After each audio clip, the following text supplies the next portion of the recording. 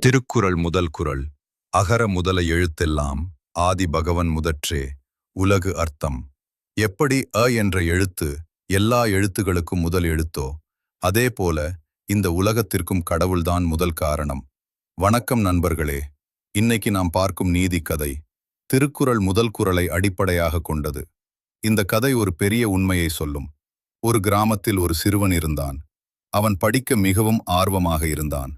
ஒரு நாள் அவன் ஆசிரியரிடம் கேட்டான், எல்லா விஷயத்துக்கும் ஆரம்பம் என்ன? ஆசிரியர் சிரித்துக்கொண்டு சொன்னார், நீ முதலில் எழுத்தை கற்றுக்கொள். அவன் கற்றுக்கொண்டான். பிறகு மற்ற எழுத்துகளையும் கற்றுக்கொண்டான். நாட்கள் கடந்தது. அவன் பெரிய அறிவாளியாக வளர்ந்தான்.